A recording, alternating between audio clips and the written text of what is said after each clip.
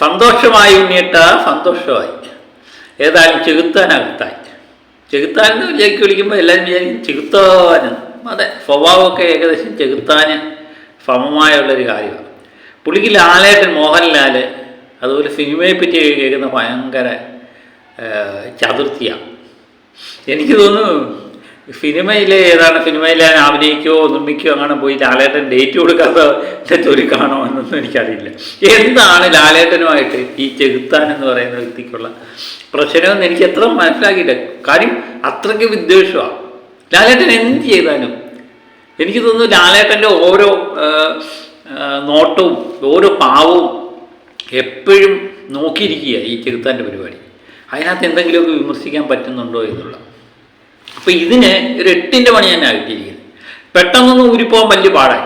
ഞാൻ അതിനെപ്പറ്റി ഒരു വീഡിയോ ഇട്ടിരുന്നു. നമ്മുടെ വയനാട് ദുരന്തത്തിൽ ലാലേട്ടൻ പട്ടാള വേഷം ഇട്ടുകൊണ്ട് അവിടെ പോയതിനെയാണ് പുള്ളി വിമർശിച്ചുകൊണ്ട്, പട്ടാളക്കാരെയും സൈന്യത്തെയും ഒക്കെ വിമർശിച്ചുകൊണ്ടാണ് പുള്ളി വീഡിയോ ഇട്ടത്. എനിക്ക് ഈ തലയ്ക്കകത്ത് ഒന്നുമില്ല എന്നുള്ളത് അത് ഉറപ്പായിട്ട് നമുക്ക് മനസ്സിലാകും. കാരണം അതുപോലുള്ള വാചകങ്ങളാണ് പ്രയോഗിച്ചത്. ലാലേട്ടനെയൊക്കെ വിമർശിക്കുന്നതിന് കുഴപ്പമൊന്നും ഞാൻ കാണുന്നില്ല. ലാലേട്ടനെ വിമർശിക്കാം, എന്താ ലാലേട്ടൻ വിമർശനാധീനമായ വ്യക്തിയാണ്. ലോകത്തുള്ള ആരെയും വിമർശിക്കാം. പക്ഷേ അത് പ്രയോഗിക്കുന്ന ഭാഷ അതിന് വളരെയധികം എന്തോന്ന് വേണം എന്ന് തോന്നി. അപ്പോൾ അതിനെ വിമർശിച്ച് ഞാൻ വീഡിയോ ഇട്ടിരുന്നു. എന്താ പറഞ്ഞ് ലാലേട്ടനെയൊക്കെ ഇങ്ങനെ വിമർശിക്കുക എന്ന് പറയുന്നത്, അതും വായിൽ അറയ്ക്കുന്ന വേർഡുകൾ ഉപയോഗിച്ച് സൈന്യത്തെയും ലാലേട്ടനെയൊക്കെ ഇങ്ങനെ വീഡിയോ ചെയ്തപ്പോഴേ നമുക്ക് മനസ്സിലായി ഇതൊരു ഒന്നൊന്നര പണി കിട്ടാനുള്ള വകുപ്പുണ്ട് എന്നുള്ളത്. പക്ഷേ ഏതായാലും നമ്മുടെ അമ്മയുടെ ജനറൽ സെക്രട്ടറി സിദ്ദിഖിൻ്റെ പരാതിയുടെ പുറത്ത് ഏതായാലും ചെകുത്താനെ അറസ്റ്റ് ചെയ്തിട്ടുണ്ട് എന്നാണ് ഇപ്പോൾ അറിയാൻ പറ്റുന്നത്. അപ്പോൾ പെട്ടെന്ന് ഉരിപ്പാൻ ഇച്ചിരി പാടുപെടും. ഇനിയും വാ തുറന്ന് സംസാരിക്കുമ്പോഴേ ഒന്ന് അറയ്ക്കും, ആ അവസ്ഥയിലാവും. അപ്പം ഇതിനാ ചെകുത്താനെ അറസ്റ്റ് ചെയ്തു എന്ന് പറയുമ്പം മാധ്യമങ്ങളിലൊക്കെ വാർത്ത വന്നപ്പോൾ അതിന് താഴെ വന്നേക്കുന്ന കമൻറ്റുകളൊക്കെ ചെകുത്താനെ എന്തെല്ലാവർക്കും ഇഷ്ടമാണ്, നേരത്തെ വേണ്ടതായിരുന്നു, അവന് 2 കൊടുക്കണമായിരുന്നു, അങ്ങനെയൊക്കെയുള്ള നിരവധി കമൻറ്റുകളും അതിന് താഴെയൊക്കെ വരുന്നുണ്ട്. ഏതായാലും വൈകിപ്പോയി എന്ന് തന്നെയാണ് എല്ലാവരും പറയുന്നത്. കാരണം ഇങ്ങനെയുള്ളവനെയൊന്നും വളരാൻ സമ്മതിക്കരുത്. വളർന്നു കഴിഞ്ഞാൽ നാടിനാവത്താണ്. അങ്ങനെയുള്ളൊരു ചില വയനാട് ദുരന്തമൊക്കെ വന്നപ്പോൾ ചില ശുദ്ധജീവികളെ നമ്മൾ കണ്ടിട്ടില്ലേ. അപ്പം അതുപോലെ ആയി തീരും. ഇപ്പം എന്ത് പറഞ്ഞാലും ആരും പ്രതികരിക്കുന്നില്ല, അത് ചോദ്യം ചെയ്യുന്നില്ല എന്ന് പറഞ്ഞ് നിൽക്കുമ്പോഴേ ഉള്ള പ്രശ്നമെന്ന് പറഞ്ഞാൽ പിന്നെയും പറയാനുള്ള ദുരയുണ്ടാവും.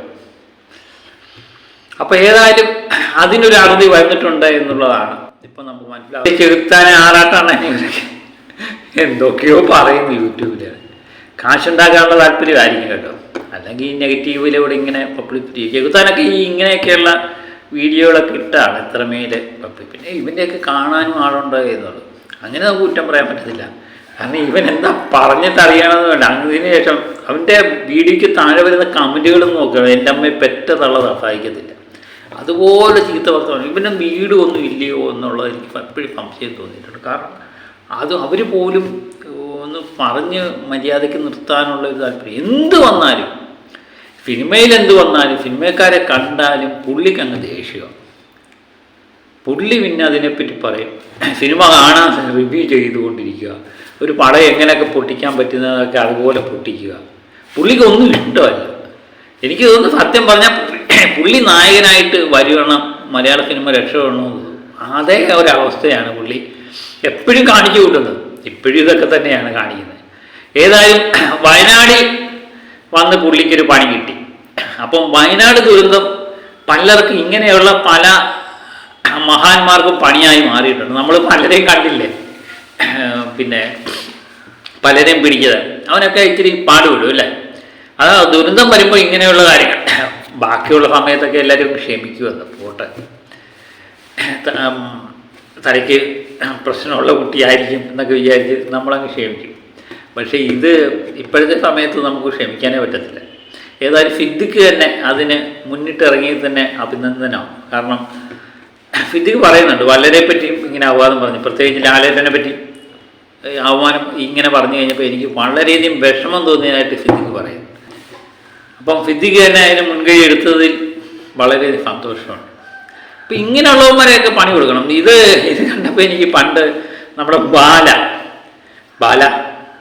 ബാലയും ആറാട്ടനെയും ചെകുത്താനും പോയി തല്ലാൻ പോയതായിട്ട് തോക്കുണ്ടായിരുന്നു, മറ്റേതുണ്ടായിരുന്നു എന്നൊക്കെ പറഞ്ഞുകൊണ്ടുണ്ടായിരുന്നു. പക്ഷെ ബാല കൃത്യമായിട്ട് അത് പ്രതികരിച്ചു. അത് ബാലയ്ക്ക് നെഗറ്റീവ് ഒക്കെ ഒത്തിരി വന്നായിരുന്നു. കാരണം ഒരു വീട്ടിൽ കയറി ആക്രമിച്ചു, തോക്കെടുത്ത് വെടിവെക്കാൻ ശ്രമിച്ചു എന്നൊക്കെ പറഞ്ഞുകൊണ്ട് തിരുത്താൻ പരാതി കൊടുത്തു. പക്ഷെ ബാല അന്നേരെ പറഞ്ഞിരുന്നു, പലരെ പറ്റി അപവാദം പറഞ്ഞിട്ടുണ്ട് ഇവന് നല്ലതെണ്ണം കൊടുക്കണം. പക്ഷെ അവിടെ ചെന്ന് ബാലയുടെ കൈ കിട്ടിയില്ല. ഏതായാലും കിട്ടാതെ തന്നെ അവൻ അന്ന് രക്ഷപ്പെട്ടായിരുന്നു. അവിടെ ആരും ഇല്ലായിരുന്നു. അവൻ്റെ കൂട്ടാളി മാത്രമേ ഉള്ളൂ, കൂട്ടുകാരൻ മാത്രമേ അവിടെ ഉണ്ടായിരുന്നുള്ളൂ. അവനാണ് പിന്നെ തോക്കെടുത്തു, ബാല വെടിവെക്കാൻ ശ്രമിച്ചു എന്നൊക്കെ പറഞ്ഞുകൊണ്ട് നമ്മുടെ ലൈവിലും സോഷ്യൽ മീഡിയയിലൊക്കെ വന്ന് നിരന്തരം ശബ്ദിച്ചുകൊണ്ടിരുന്നത്. അപ്പോഴേ നമുക്ക് തോന്നിയതായിരുന്നു, ഭൂരിപക്ഷം ആൾക്കാർക്ക് അന്ന് തോന്നിയായിരുന്നു ഇവന് രണ്ട് കിട്ടിയിരുന്നെങ്കിൽ എന്തായിരുന്നു. ഏതായാലും അന്ന് ബാലയുടെ കയ്യിൽ കിട്ടാതെ രക്ഷപ്പെട്ടു. പിന്നെ എനിക്കെപ്പോഴും തോന്നി ഇവൻ ഇത്രയൊക്കെ ഇങ്ങനെ കിടന്ന് ഈ ചീത്ത വർത്താനമൊക്കെ ഈ സോഷ്യൽ മീഡിയ വന്ന് കിടന്നിട്ട് നല്ലൊന്നും കിട്ടാതെ ഇങ്ങനെ നടക്കുന്നല്ലോ എന്ന് ഓർത്ത് നമ്മൾ അത്ഭുതപ്പെടാറുണ്ട്. കാരണം ഇത്ര നല്ല തരത്തിൽ ചിലപ്പോൾ തല്ല് കിട്ടുമായിരിക്കും കേട്ടോ, തല്ലൊന്നും വലിയൊരു പ്രശ്നം കാണത്തില്ല. ഏതായാലും വായിരിക്കുന്ന കേട്ട് കഴിഞ്ഞാൽ കൈയില്ലാത്തവനും പോയിരുന്ന് രണ്ട് കൈ വെച്ചുകൊണ്ട് രണ്ടെണ്ണം കൊടുക്കുമെന്നുള്ളതാണ്. ആ അവസ്ഥയിലാണ് വായിരിക്കുന്നത് കേൾക്കുന്നത്. അപ്പോൾ എല്ലാ കാര്യങ്ങളും പുള്ളിക്ക് നല്ല അറിവാണെന്നുള്ളതാണ് വിചാരം. പക്ഷേ നെഗറ്റീവാണ്. ഞാനെപ്പോഴും പറയുന്ന നെഗറ്റീവിനൊരു പ്രശ്നമുണ്ട്. ഈ സോഷ്യൽ മീഡിയയിൽ നെഗറ്റീവ് കാണാൻ ഒത്തിരി ആൾക്കാർ ഇഷ്ടപ്പെടുന്നു. ഇപ്പം ലാലേട്ടനെ ആയാലും മമ്മൂട്ടി ആയാലും ഇങ്ങനെ ഉള്ളവരെ ആൾക്കാർ ഇഷ്ടപ്പെടുന്ന ആൾക്കാരെ വിമർശിച്ചുകൊണ്ടൊക്കെ വീഡിയോ ഇട്ട് കഴിഞ്ഞാൽ അത് നെഗറ്റീവാണെങ്കിൽ ഇഷ്ടപ്പെടുന്നവരും ഇഷ്ടപ്പെടാത്തവരും എല്ലാം കയറി കാണും. അതാണ് ഇവന്മാർക്കൊരു ഊർജ്ജമാവുന്നതെന്ന് തോന്നുന്നു. അല്ലെങ്കിൽ ഇതിനൊക്കെ ഇങ്ങനെയൊക്കെയുള്ള കാര്യങ്ങൾ പുറപ്പെടുമ്പം ഏതായാലും രണ്ടു വട്ടം ആലോചിച്ചാണ്.